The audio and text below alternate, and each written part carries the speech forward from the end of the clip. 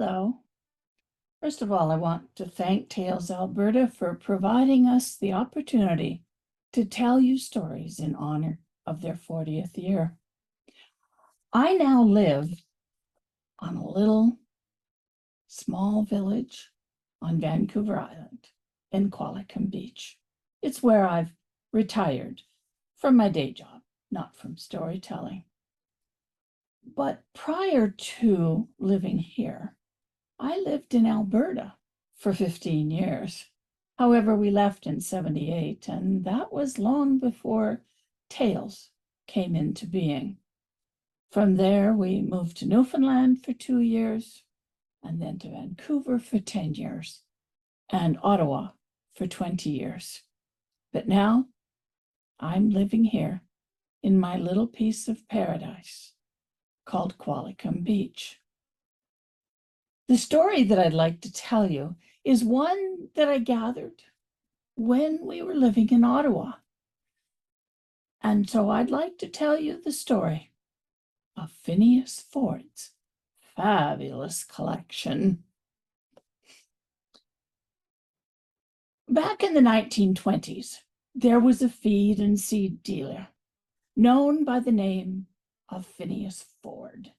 He was hardworking, honest with his customers, and devoted to his wife.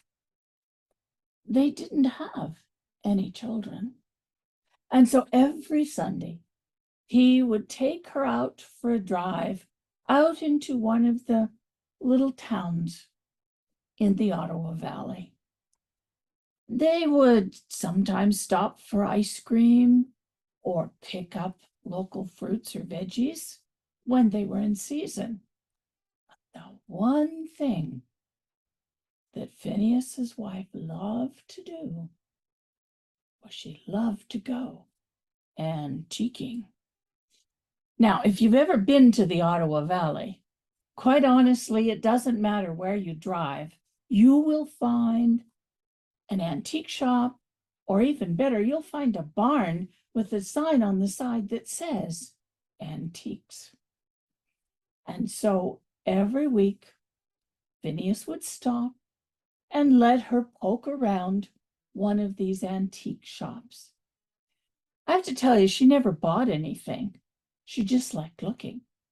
And Phineas, well, he thought it was really silly. Why would anybody want somebody else's junk? But he wanted her to be happy. And so they stopped and looked. One day, when they were in one of those little barns, the ones that had the sign on the side, Phineas was walking around with his hands behind his back. And he was looking and looking and looking. And he found something that intrigued him. And he picked it up and he turned it over in his hand, round and round. He had no idea what it was. And then the proprietor came up and said, "Are you interested in that?" "Well, I don't know," said Phineas. "What is it?" "Oh," she said, "it is something that is rare, very, very rare. Only found in the Ottawa Valley, a little bit in the eastern townships, but it's called a scamadil." "Huh," said Phineas. "I've never seen one before." "How much is it?" "Oh," she said, "I'd let you have it for $1. Well, Phineas looked at her and said, "I'll give you 75 cents. Phineas was no man's fool. And so he paid for it, and he took it out, and he put it in the back seat of the car. When his wife came to the car, she looked in the back seat, and she said, "What's that?" "Oh," said Phineas, "something very rare, only found in the Ottawa townships, a little bit in the Ottawa Valley, a little bit in the eastern townships. It's called a scamadiddle. Oh, she said, and what are you going to do with it? Oh, I'm going to put it in the china cabinet. Okay, Phineas, if you say so. But from that point on, whenever they stopped at those antique shops, Phineas had something to look for.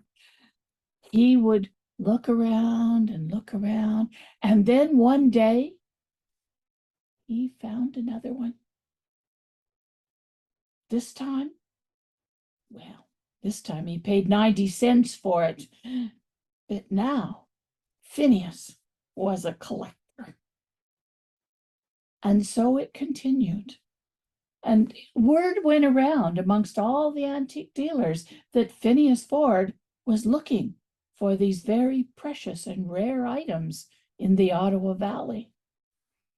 And he began to collect them, only now Phineas was paying $2 each, no dickering. That collection, it grew and it grew. And so he then had to build a china cabinet just for the collection. But still, the collection grew.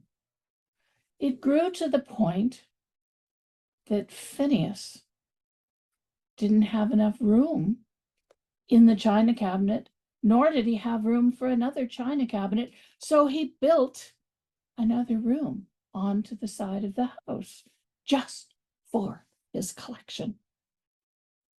And then, well, would you believe there was another collector in the valley, and he died. And Phineas bought his entire collection. The extra room was now full, and Phineas was thinking about, well, perhaps building yet another room. Well, you know, even Maclean's magazine came out, and they did an article on Phineas. They called him the Scamadiddle King. Before you know it, he was so famous that 3 museums, count them, 1, 2, 3, were bidding to buy his collection, posthumously, of course. Phineas was very, very pleased with his collection. But then disaster struck. Lightning hit their home and burnt the entire wing that he had built to the ground. It was nothing but ashes. There was nothing left of the Scamadiddle collection. And that's why today you will not find a single Scamadiddle in the entire Ottawa Valley. Thank you.